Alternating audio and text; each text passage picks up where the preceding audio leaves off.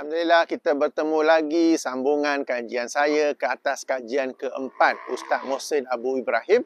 Kali ini tentang amalan berdoa sambil mengangkat tangan selepas solat fardu mahupun solat sunat. Tuan-tuan dan puan-puan, tidak diriwayatkan daripada Rasulullah sallallahu alaihi wasallam bahawa baginda ada mengangkat tangan untuk berdoa selepas solat, baik dalam riwayat yang sahih, hasan ataupun dhaif. Lalu macam mana ini? Dan perkara ini cuba dijadikan hujah oleh Ustaz Mohsin bahawa sesuatu yang tidak ada contohnya bukanlah bid'ah. Sebab kalau nak kata bid'ah, ramai yang berdoa selepas solat. Ramai yang mengangkat tangan. Apakah dengan itu ramai yang terperangkap dalam bid'ah, dalam kesesatan? Termasuk juga mereka yang salafi. Sebab yang salafi pun lazim berdoa selepas solat. Jadi macam mana penjelasannya tuan-tuan dan puan-puan? Baik. Memang betul bahawa tidak diketahui dalam mana-mana riwayat, baik yang sahih, hasan ataupun dhaif, bahawa baginda ada berdoa dengan mengangkat tangan selepas solat. Tetapi dalam bagaimana pula Nabi sallallahu alaihi wasallam sebagai penjelas Al-Quran menjelaskan firman Allah Subhanahu wa taala dalam surah Al-Baqarah ayat 153, di mana Allah Subhanahu wa taala berfirman, a'udzubillahi minasyaitonirrajim, ya ayyuhallazina amanu ista'inu bis-sabri was-salah innallaha ma'as-sabirin. Wahai orang-orang yang beriman, mintalah pertolongan Allah dengan sabar dan solat. Sesungguhnya Allah bersama orang-orang yang sabar. Jadi, bilakah masanya untuk berdoa dalam solat ni? Okey, jadi yang ditunjuk, yang diamalkan, yang dianjurkan oleh Rasulullah sallallahu alaihi wasallam ialah berdoa di dalam solat, bukannya selepas solat. Kerana selepas solat adalah di luar solat. Tempat yang waktu yang terbaik untuk kita berdoa ialah di dalam solat. Dan ada dua tempat yang baginda anjurkan. Yang pertama, ketika sujud. Dan ini pada mana-mana sujud. Rakaat pertama ke, kedua ke, ketiga, keempat. Tidak terbatas pada sujud rakaat terakhir. Yang pertama. Yang kedua adalah bacaan tasyahud akhir. Dah habis baca sebelum memberi salam. Sebelum memberi salam, itulah tempatnya untuk berdoa. Jadi tuan-tuan dan puan-puan, kalau ada sesiapa yang tidak biasa, maka ayuh kita membiasakan diri untuk berdoa di dalam solat. Sebab tuan-tuan dan puan-puan, bila kita bersolat, bila kita sedang solat, kita sedang bermunajat kepada Allah Subhanahu wa taala. Dan kepada ketika itulah masa yang terbaik untuk kita berdoa, memohon dan meminta pertolongan, ya. Di luar solat ya, tapi itu sudah di luar. Boleh juga, tetapi yang lebih utama, yang lebih afdal, yang lebih menepati sunnah baginda ialah berdoa di dalam solat. Baik, seterusnya, kalau macam tu nak doa selepas solat, di luar solat, boleh ke tak boleh? Bid'ah ke? Baik, dalam hal ini ada sebuah hadis. Dalam isu ni ada sebuah hadis, riwayat Imam At-Tirmizi, daripada Abi Umamah. Jika dalam Sunan Tirmizi dengan penomoran Syekh Ahmad Syakir, lihat nombor 3499. Daripada Abi Umamah radhiyallahu anhu, beliau berkata, qila ya Rasulullah sallallahu alaihi wasallam, ayyud du'ai asma. Wahai Rasulullah, ditanya, wahai Rasulullah sallallahu alaihi wasallam, bilakah doa yang paling didengari oleh Allah Subhanahu wa taala? Maka Rasulullah menjawab, jawful lailil akhiri wa duburus salawatil maktubah. Doa yang paling didengari oleh Allah SWT ialah pada separuh kedua, second half of the night, dan juga dubur, penghujung solat fardu. Hadis riwayat Imam Tirmizi. Tuan-tuan dan puan-puan, meskipun ada hadisnya, terdapat perbincangan di kalangan para ahli ilmu tentang hadis ini dari sudut sanad dan matan. Hadis ini pada asalnya memiliki kelemahan.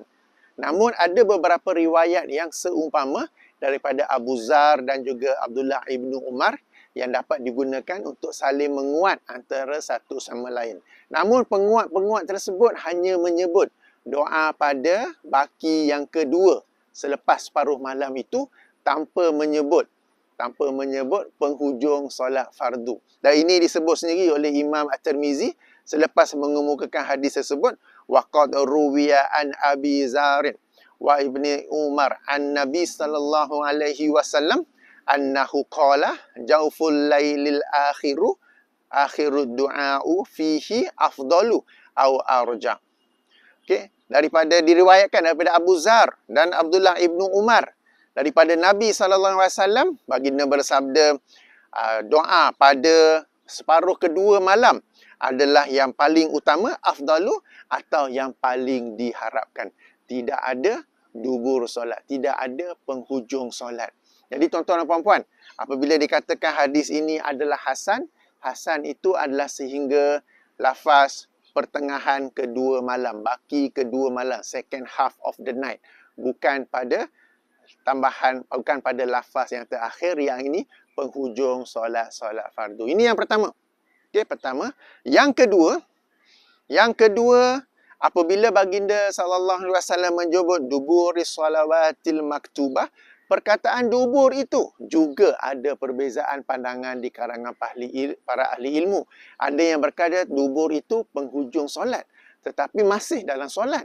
Sebagaimana dubur ini adalah anggota penghujung bagi tubuh badan manusia, tapi masih dalam tubuh badan, bukan di luar. Jadi yang mereka masukkan yang disebut oleh Nabi sallallahu alaihi wasallam ini, seandainya lafaz terakhir itu adalah sahih, ia merujuk kepada doa pada tasyahud akhir sebelum memberi salam. Ini pandangan pertama. Pandangan kedua pula menyebut dubur solat ini merujuk pada selepas solat. Selepas solat dan bukannya dalam solat. Okey, jadi ada perbincangan di sini ya. Walaupun ada perbincangan, tapi jika kita merujuk kepada perbuatan Nabi sallallahu alaihi wasallam, jelas bahawa baginda berdoa di dalam solat, sehingga perkataan dubur itu sebenarnya lebih tepat jika dikatakan merujuk kepada bacaan ketika tasyahud akhir sebelum beri salam, itulah masanya untuk berdoa. Jadi tuan-tuan dan puan-puan, berdasarkan hadis ini dan perselisihan yang berlaku, jika ada orang yang mahu berdoa selepas solat, saya katakan tidak salah sebab mereka mungkin merujuk kepada hadis ini. Bahkan tak silap saya, dalam mazhab Asy-Syafi'i, bagi tuan-tuan dan puan-puan yang lebih arif dalam mazhab Syafi'i, tolong semak. Dalam mazhab Syafi'i, mereka menggunakan hadis ini sebagai dalil untuk dianjurkan berdoa selepas solat. Sebab tu kita di Malaysia dan Indonesia lazimnya berdoa selepas solat. Sebab kita bermazhab Syafi'i dan mazhab Syafi'i menggunakan hadis ini sebagai dalil. Tak silap saya ya, minta mereka yang lebih arif untuk menyemaknya. Tetapi meskipun kita dalam bermazhab Syafi'i, tidaklah salah kalau kita mengkaji dan mengulang semak amalan-amalan kita. Dan jika dikaji dan diulang semak, yang confirm, yang tidak ada perbincangan, tidak ada khilaf di dalamnya adalah berdoa di dalam solat. Iaitu ketika sujud dan juga ketika tasyahud akhir, just before memberi salam. Setelah baca tahiyat sampai akhir, sebelum beri salam, ketika itulah kita berdoa. Jadi tuan-tuan dan puan-puan, ini adalah perkara tentang berdoa dalam solat ataupun selepas solat. Kembali kepada hujah Ustaz Mohsin ya, bahawa tidak ada contohnya. Tidak ada contohnya daripada Rasulullah sallallahu alaihi wasallam bahawa baginda berdoa selepas solat fardu maupun sunat dengan mengangkat tangan. Saya berkata bahawa sunnah Nabi sallallahu alaihi wasallam adalah qauliyah dan fi'liyah. Sabda baginda dan perbuatan baginda. Meskipun tidak ada hadis yang menerangkan perbuatan baginda, tetapi ada hadis yang menerangkan sabda baginda yang secara spesifik menyebut berdoa ataupun menganjurkan doa selepas solat. Maka bagi mereka yang mahu berdoa selepas solat, ia bukanlah satu kesalahan, bukanlah satu bid'ah. Cuma yang dipertimbangkan ialah mana yang lebih utama. Mana yang lebih utama ya. Jadi tuan-tuan, secara kesimpulan saya ulang sekali lagi sebelum mengakhiri video ini, yang disunahkan, yang confirm, yang tidak ada beza pandangan, berdoa ialah di dalam solat, ketika sujud dan ketika tasyahud akhir sebelum memberi salam. Dan secara logiknya juga, ini memang tempat yang terbaik sebab kita dalam ibadah. Kita sedang bermunajat kepada Allah, maka ketika itulah yang terbaik untuk kita solat. Yang terbaik untuk kita berdoa. Bagi mereka yang mahu berdoa selepas solat, sudah terbiasa, memang ada hadis, tetapi hadis tersebut ada perkara yang perlu disemak dari sudut sanadnya dan juga dari sudut matannya. Hadis ini memang masyhur. Dalam kitab-kitab mazhab Syafi'i, tak silap saya, memang masyhur. Tapi hadis ini dari sudut sanad, apabila dikatakan hasan ataupun dikatakan ia kuat, merujuk kepada berdoa pada baki kedua selepas separuh malamnya, the second half of the night. Adapun perkataan penghujung solat-solat fardu, maka ia diperbincangkan dan yang lebih kuat adalah ia sebenarnya adalah tambahan yang dhaif. Okay? Dan kita kata untuk keluar daripada khilaf, untuk pilih pandangan atau pilih hujah dalil yang lebih selamat, yang lebih kuat, yang tidak ada perselisihan, ayuh kita membiasakan diri berdoa di dalam solat. Saya sendiri dulu biasa berdoa selepas solat. Bila saya dapat tahu tu, wow, this is mind blowing. This is something new. Jadi saya nak biasakan. Jadi lama-lama sudah biasa. Dan sekarang ini hampir tak pernah berdoa selepas solat. Hampir tak pernah.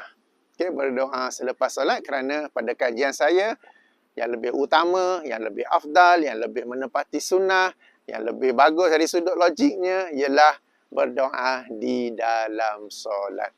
Baik tuan-tuan dan puan-puan, ini yang saya nak sampaikan tentang berdoa selepas solat fardu mahupun solat sunat. Kita jumpa lagi insya-Allah. Subhanakallahumma wa bihamdika asyhadu an la ilaha illa anta astaghfiruka wa atubu ilaika. Assalamualaikum warahmatullahi wabarakatuh.